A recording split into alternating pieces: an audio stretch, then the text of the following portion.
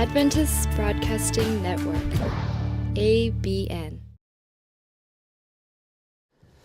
여러분 안녕하십니까?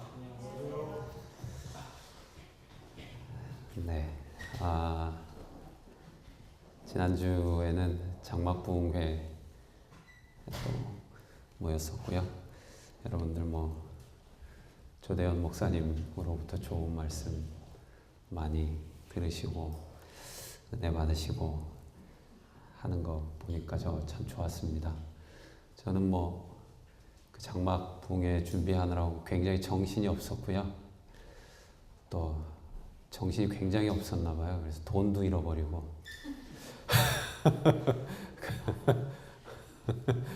돈도 잃어버리고 그냥 정말 정신이 없더라고요. 또 나중에 전화 왔어요. 그 돈 제 거 아니냐고 그러면서. 그래서 또 돈도 찾고, 뭐가 뭔지는 모르겠지만 아무튼 시간은 가고 안식일은 또 돌아왔습니다. 지난주에 저희가 그 복숭아밭에 가서 복숭아를 따가지고 병조림을 만들어 놨습니다. 많을 줄 알았는데 워낙 병마다 많이 들어갔어요. 김택겸 장로님 말씀을 빌리자면은 한 병에 30만 원은 받아야 되겠다는, 유기농 복숭아 설탕도 하나도 안 넣고. 암 환자들이 복수를 빼는데 굉장히 좋다고 합니다. 그래서 혹시 주변에 암 환자 복수 차신 분들 있으시면 가져가시면 되겠습니다. 여기 기도실에 문 열어보시면 포도즙도 있고 또 복숭아 병조림도 있습니다. 그래서 필요하신 대로 가져가서 쓰시고요. 저도 또 에덴 요양병원 방문 갈 때 한두 병씩 좀 쓰도록 하겠습니다. 오늘은 탁월함에 대하여 세 번째 시간이고요. 선택과 집중이라는 매우 속된 제목으로 말씀을 좀 드리려고 합니다. 다니엘 1장 8절로 9절 말씀을 읽어드리겠습니다. 다니엘 1장 8절 9절입니다.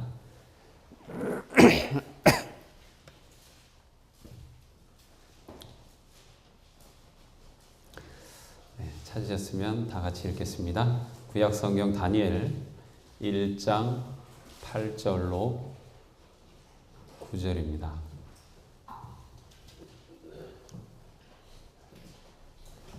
읽어볼까요? 다니엘은 뜻을 정하여 왕의 진미와 그의 마시는 포도주로 자기를 더럽히지 아니하리라 하고 자기를 더럽히지 않게 하기를 환관장에게 구하니 하나님이 다니엘로 환관장에게 은혜와 긍휼을 얻게 하신지라. 19절 20절입니다. 왕이 그들과 말하여 보매 무리 중에 다니엘과 하나냐와 미사엘과 아사랴와 같은 자 없으므로 그들로 왕 앞에 모시게 하고 왕이 그들에게 모든 일을 묻는 중에 그 지혜와 총명이 온 나라 박수와 술객보다 10배나 나은 줄을 아니라. 여기서 이슈는 우리가 흔히 가르치는 것처럼 채식이냐 아니냐 하는 문제는 아닌 것 같습니다. 우리가 다 알다시피 에덴에서 주신 이상적인 식단이 채식이긴 하지만요. 아쉽게도 이스라엘은 채식하는 나라는 아니었습니다. 그리고 다니엘도 채식주의자는 아니었던 것 같아요. 다니엘 10장 3절에 보면요. 새 이레가 차기까지 좋은 떡을 먹지 아니하며 고기와 포도주를 입에 넣지 아니하며 또 기름을 바르지 아니하니라. 그래서 다니엘이 일시적으로 채식을 선택한 게 아닌가, 그렇게 추정이 가능합니다. 그러면 왜 다니엘은 다니엘 1장에서 채식을 선택했을까요? 왕이 먹는 진미에는 우상에게 섬기는 제물이 포함되어 있었을 겁니다. 그리고 거기에는 정한 짐승과 그렇지 않은 짐승이 있었을 거예요. 그렇기 때문에 다니엘이 봤을 때 지금 이스라엘 백성들이 바벨론의 포로로 잡혀온 가장 주된 원인이 뭐였죠? 우상숭배 아니었습니까? 그렇기 때문에 다니엘에게는 어쩌면 시대적인 사명 같은 게 있었던 것 같아요.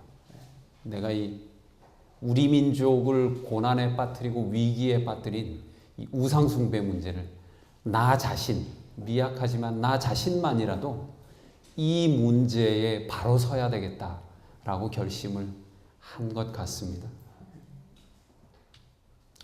그래서 다니엘이 보기에 왕의 진미와 포도주는요, 자신의 몸보다 영혼을 더럽히게 되는 매우 중요한 문제라고 판단을 한 것 같아요. 그래서 뜻을 정하게 된 것이죠. 제가 십몇 년 전에 래프팅 가이드, 급류타기죠. 그 가이드 자격증 시험을 보러 간 적이 있습니다. 여러 가지 훈련을 많이 하더라고요. 뭐 급류에 떠내려가는 훈련도 하고요. 뒤집힌 보트를 다시 원래대로 하는 훈련도 하고요. 그다음에 장비로 사람을 구하는 훈련도 하고요. 안전에 대한 것이 대부분이었습니다. 그리고 이제 조종수를 배웠어요. 이 래프팅은 카약이나 카누하고는 다르게 굉장히 안정적입니다. 뭐 아시는 분들은 아시겠지만. 그래서 그 조종하는 것 자체가 그렇게 어렵지는 않아요. 그런데 저의 흥미를 끈 것이 있었습니다. 그건 뭐냐 하면 급류를 만났을 때 대처하는 방법이에요. 급류타기니까 급류가 굉장히 많겠죠. 그리고 급류를 잘 타야 되는 거 아니겠습니까? 작은 급류는 어떻게 하나? 뭐 가르쳐 주지도 않아요. 그냥 무시합니다. 그런데 큰 급류를 만났을 때 래프팅 가이드는 배를 어떻게 할까요? 큰 급류가 래프팅 보트로 가까이 와요. 그러면 정면으로 그 물살을 맞을까요? 아니면 측면으로 물살을 맞을까요? 여러분 한번 맞춰보세요. 정면으로 맞아야 될까요? 아니면 측면으로 맞아야 될까요? 정답은 정면입니다. 측면으로 급류를 맞으면 뒤집힌대요. 그래서 래프팅 보트를 조종하는 제일 원칙이 뭐냐 하면 큰 급류를 만났을 때 배를 똑바로, 그러니까 그 급류 방향으로 트는 걸 가르쳐줘요. 우리도 살아가면서 삶의 급류를 만나게 됩니다. 작은 물살을 잘 넘은 것에 희열을 느끼기도 하고요. 때로 큰 물살을 만나면 그동안 잘 유지해 왔던 우리의 인생이 한꺼번에 뒤집혀 버리기도 합니다. 그런 삶의 작고 큰 급류를 만날 때 우리는 어떻게 하면 좋을까요? 선택과 집중입니다. 본질적인 것과 본질적이지 않은 것을 구분하는 지혜가 필요하다는 것이죠. 본질적인 부분에 큰 급류죠. 매우 중요한 부분에 우리의 에너지를 모으고 정면 승부를 해야 되는 겁니다. 왜냐하면 거기에는 정면 승부를 걸지 않으면 우리의 존재 자체가 뒤집혀 버릴 수도 있기 때문에 그렇습니다. 그런데요, 중요하지 않은 것은 그냥 넘어가도 괜찮아요. 왜냐하면 인간의 복원력이 그렇게 사소한 일을 가지고 전복되거나 하지 않기 때문에 그렇습니다. 우리의 존재가 위협을 받는 큰 문제, 본질적인 문제가 아니면 그냥 자연스럽게 넘어가는 겁니다. 기복이 있는 것처럼 보일지라도 그게 자연스러운 겁니다. 그렇기 때문에요, 아무 것에나 뜻을 정하면 안 됩니다. 사소한 것에 목숨을 걸어선 안 된다는 거죠. 별것 아닌 문제는 시간이 가면 저절로 해결되는 경우가 많습니다.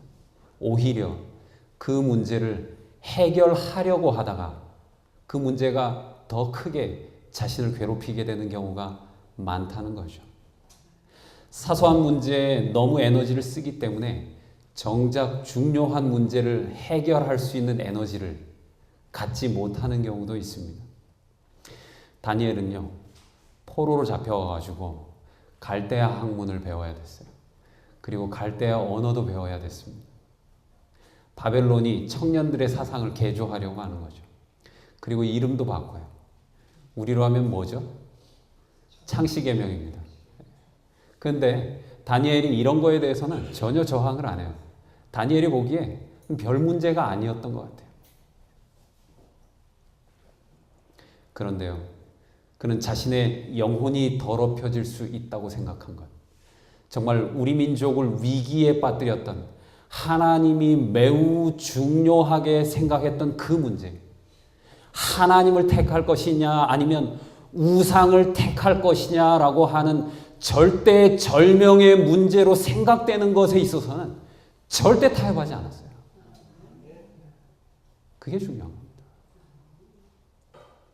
그 싸움에는 하나님의 이름을 걸고 맞서 싸우는 겁니다. 여러분, 긍정의 힘.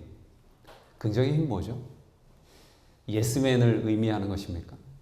모든 것이 그냥 그저 좋으면 좋다라고 하는 것, 그게 긍정의 힘일까요? 그렇지 않습니다. 부정해야 할 것을 부정하는 것, 부정적인 것을 부정적인 것이라고 말할 수 있는 것, 그것이 진짜 긍정인 것입니다. 여러분, 기독교를 영어로 하면 프로테스탄트라고 해요. 프로테스탄트의 뜻이 뭡니까? 저항하는 것입니다. 기독교는 원래 저항의 종교예요. 저항의 정신이 없으면 그건 기독교가 아니에요. 유대교가 형식화에 빠졌을 때 그 형식에 저항하면서 나온 게 기독교예요. 카톨릭이 전통으로 회귀하고 또다시 형식주의에 빠졌어요. 거기에 저항하면서 나온 것이, 그게 바로 기독교라는 것이죠. 프로테스탄트예요. 그런데요, 요즘 기독교 저항 정신이 살아있는가? 의문입니다. 도대체 이 좋은 사회에서 저항할 것이 뭐가 있습니까? 라고 생각하면 정말 할 말은 없어요. 그런데요, 정말 우리가 저항할 것이 없습니까? 저는 요즘 26년 이후라고 하는 영화에 관심을 많이 가지고 있어요. 왜 관심을 가지고 있는가? 우리 사회가 정말 저항해야 할 것에 저항하고 있는가? 그것에 대해서 의문을 던지고 도전하는 영화. 근데 굉장히 제가 봤을 때는 아주 신앙적이고 기독교적인 그런 영화가 아닐까 생각을 해보게 되는 겁니다.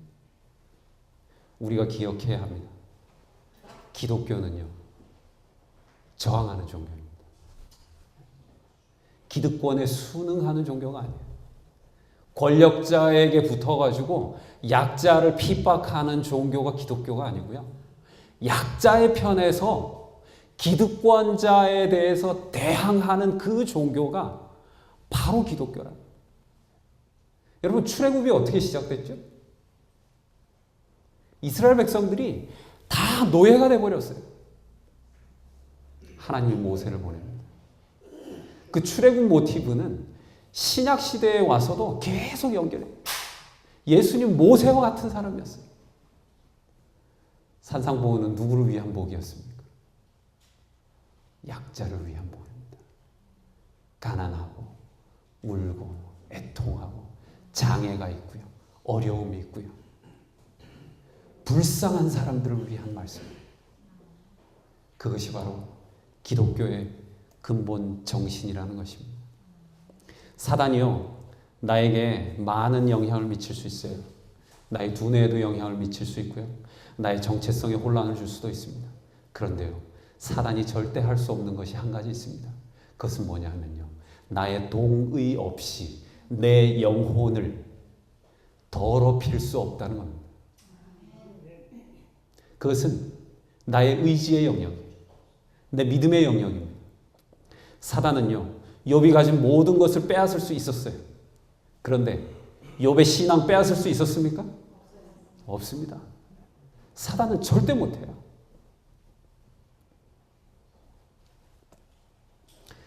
그렇기 때문에 우리는 우리 삶에서 선택과 집중의 지혜를 얻어야 합니다. 오늘 여러분에게 하나님이 나타나세요. 그리고 묻습니다. 딱 한 가지 소원을 들어주겠다. 그럼 여러분 무슨 소원을 말씀하시겠어요? 네, 여러분 무슨 소원으로 기도하고 계세요? 한 가지 소원만 된대요. 한 가지. 건강. 네, 건강 참 좋죠. 예수님의 품성 좋습니다. 네. 여러 가지가 있을 수 있을 것 같아요. 열왕기 3장에 하나님 솔로몬한테 나타났어요. 네 소원이 뭐냐? 뭘 달라 그랬어요? 참 지혜로운 거예요.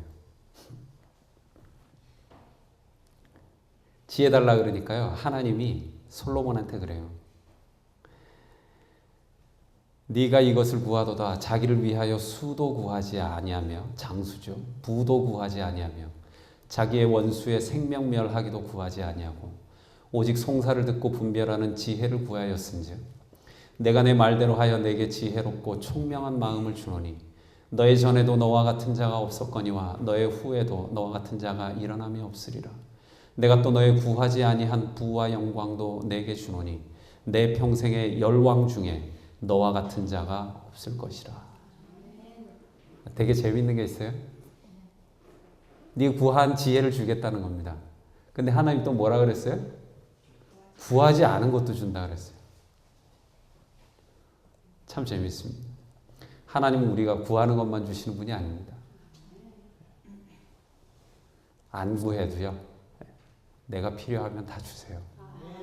그런데요. 정말 재미있는 거는요. 우리가 가장 중요한 것 그거 하나 딱 구하잖아요. 그러면 그것에 따라오는 것들이 있어요. 그걸 구해야 됩니다. 그것을 집중적으로 구하며 살아야 돼요. 개인마다 다 다를 수가 있을 거예요. 네. 그것은 이것이다 라고 제가 말씀드리기는 곤란할 겁니다. 그런데요.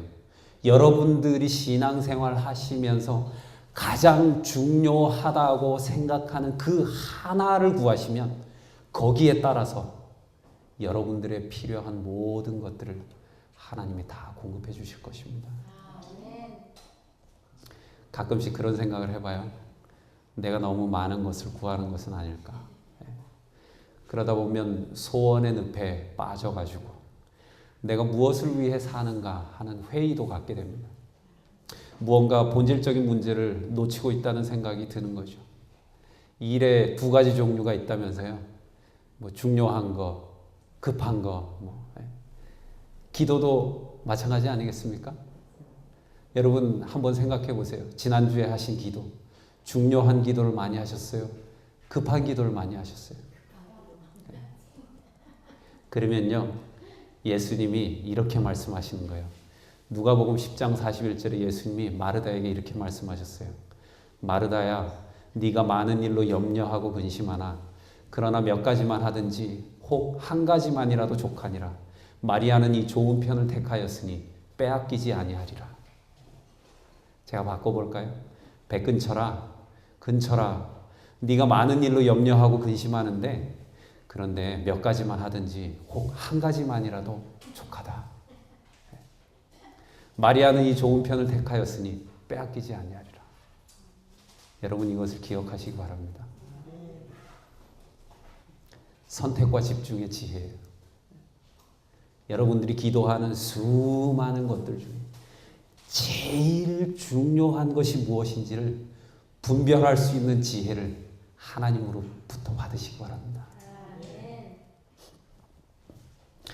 열왕기상 17장에 보면요. 디셉 사람 엘리야가 기근을 예언해요.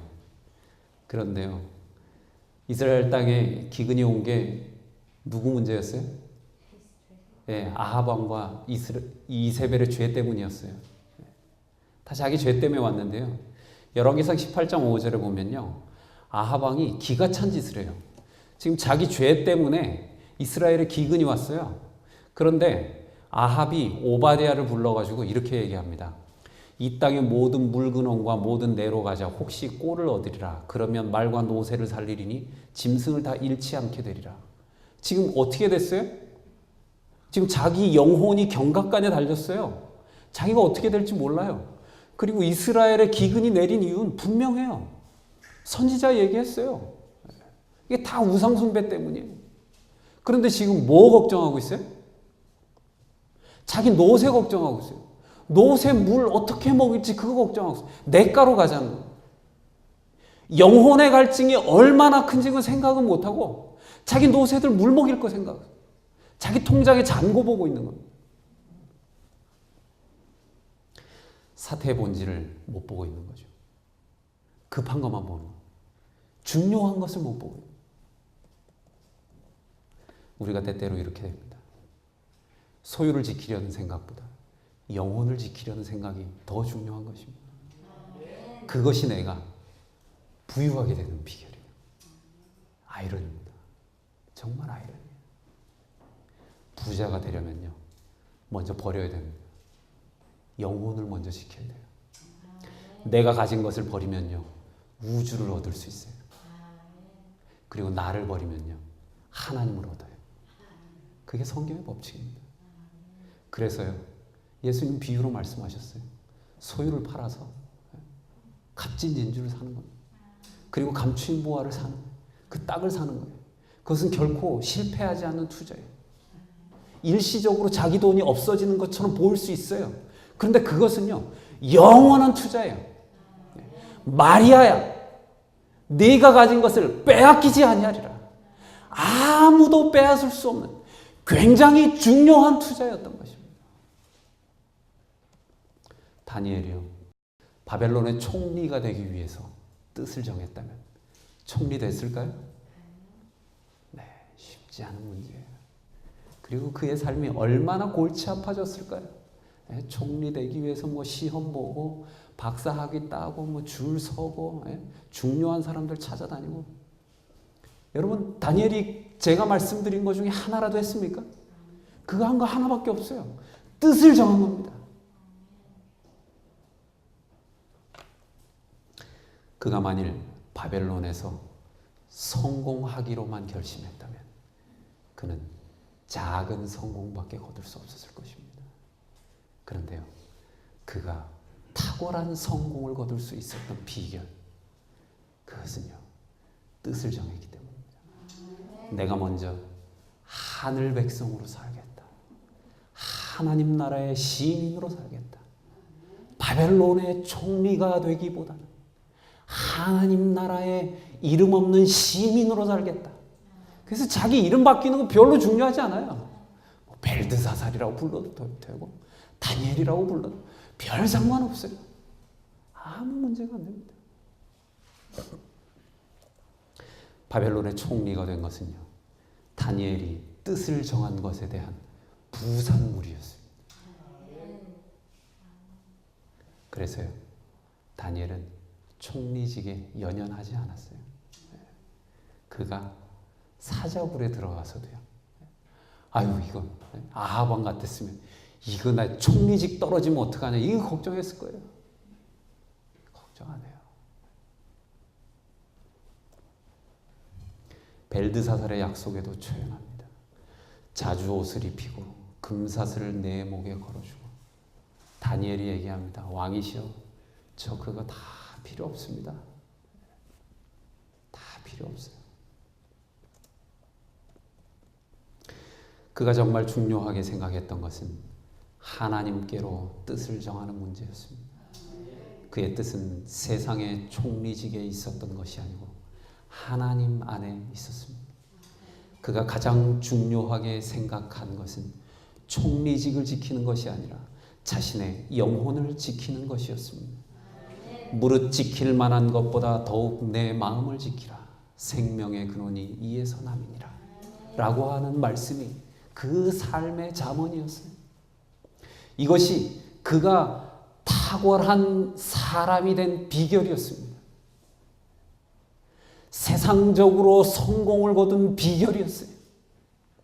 이것이 그가 많은 사람들의 주목을 얻게 된 방법이었습니다. 그의 마음은요, 영원한 것에 가 있었어요. 결코 빼앗기지 않을 것에 가 있었다는 것입니다. 그는요, 세상의 총리, 바벨론의 총리인 것에 자부심을 갖고 산 것이 아니고 하늘 백성이라는 것에 자부심을 갖고 산 사람이었습니다. 그의 관심사는 하늘나라 시민이면 어떻게 관심을 가져야 하는가. 그것이 그의 유일한 관심사였어요. 김수환 추기경이 그 추기경님이죠. 예, 또 천주교우님들은 추기경님이라고 부르니까, 예, 우리 김수환 추기경님이 길상사 봉헌식에서 법정 스님을 만났습니다. 이런 이야기를 했다 그래요. 스님, 제가 무소유를 읽고 다른 것은 소유하고 싶은 게 하나도 없는데 이 책 한 권만은 꼭 소유를 하고 싶습니다. 그런 이야기를 해서 법정 스님이 웃었다 그래요. 성서적 무소유란 무엇일까요? 성서적 무소유는 물질을 소유하는 것, 그것에 대한 생각을 말하는 것이 아니고요. 성서적 무소유는 좀 다른 것 같아요. 물질을 바라보는 시각입니다. 초연함이죠. 물질에 얽매이지 않는 마음, 부유함이냐 가난함이냐라고 하는 것이 중요한 것이 아니고 물질에 얽매이지 않는 초연함을 강조하고 있습니다. 내가 비천에 처할 줄도 알고 풍부에 처할 줄도 알아. 모든 일에 배부르며 배고픔과 풍부와 궁핍에도 일체의 비결을 배웠노라. 살아가면서요, 우리가 부유할 때도 있고 또 가난하게 살아갈 때도 있을 겁니다. 중요한 것은요, 나를 둘러싼 그 환경이 아닙니다. 내가 얼마를 가지고 있었느냐, 아니면 얼마를 가지고 있었는데 지금은 얼마를 가지고 있느냐라고 하는 게 중요한 게 아닙니다. 여전히 내 마음 속에는 신앙이 있느냐라고 하는 것입니다. 믿음에 대한 오해가 있어요. 믿음이란 하나님이 내가 원하는 것을 이루어 주실 것이라는 것을 믿는 것. 그게 진짜 탁월한 믿음이라고 생각해요. 그런데요, 진정 탁월한 믿음은요, 내가 원하는 것은 아닐지도 모르지만 하나님은 언제나 최선의 방법으로 인도하실 것이다. 그것을 믿는 것입니다. 내가 생각하는 바와 달라도 하나님은 내게 제일 좋은 것으로 주실 것이다 라고 하는 것을 믿는 것입니다. 사드락 메삭 아벳느고가 왕에게 말했어요. 느부갓네살이여, 우리가 이 일에 대하여 왕에게 대답할 필요가 없나이다. 만일 그럴 것이면 왕이여, 우리가 섬기는 우리 하나님이 우리를 극렬히 타는 풀무 가운데서 능히 건져내시겠고 왕의 손에서도 건져내시리이다. 중요한 것은 이것입니다. 그리 아니하실지라도 왕이여, 우리가 왕의 신들을 섬기지도 아니하고 왕의 세우신 금신상에게 절하지도 아니할 줄을 아옵소서. 그리 아니하실지라도 내가 생각한 것과 다른 상황이 올 수도 있어요. 그러나 그리 아니하실지라도 내 마음속에 있는 믿음은 왕이시여 절대로 건드릴 수 없다는 겁니다. 내가 이해할 수 없는 결과, 내가 받아들일 수 없는 결과를 지난주에 만난 분들이 여기 계실 수도 있을 겁니다. 그런데요, 그것만은 바뀌지 않았으면 좋겠어요. 내 삶을 하나님의 손에 맡기겠다는 결심 말입니다. 그렇게 뜻을 정하셨으면 좋겠어요. 순간적으로는 그것이, 이 상황이 나에게 비록 손해가 되는 것처럼 보일지는 모르지만 그래도 내 신앙만은 변치 않겠다. 그 믿음을 가지셨으면 좋겠습니다. 다니엘의 선택은 그렇게 시작된 것입니다. 이 세상에서 가장 중요한 일은 믿음을 지키는 일이고, 내가 몸은 더럽힐지언정 나의 영혼은 더럽히지 않을 것이라는 결심을 한 것입니다. 아무쪼록 다니엘이 했던 이 탁월한 선택, 그리고 탁월한 뜻에 대한 집중이 오늘 우리 모든 풍산교회 성도님들에게도 똑같이 그 축복이 임하게 되시기를 바라면서 말씀을 줄이겠습니다. 저희의 삶에 큰 급류가 닥쳐올 때 어떤 선택을 해야 할지 몰라 우왕좌왕할 때가 있는 것 같습니다. 아버지시여, 그때 저희들의 마음에 지혜를 허락하여 주셔서 가장 본질적이고 중요한 문제를 위하여 구하며 살아갈 수 있도록 도와주십시오. 그리고 우리 자신의 문제에 갇혀서 자신만을 바라보는 것이 아니라 이 땅에서 고통받는 수많은 사람들을 위하여 중보기도하며 살아가는 저희 모두가 될 수 있도록 도와주십시오. 오늘 각처에 흩어져 있는 모든 저희 성도들과 또 이 땅의 사람들에게도 하나님의 무한하신 축복이 함께하여 주시기를 예수 그리스도 이름으로 기도드립니다. 아멘.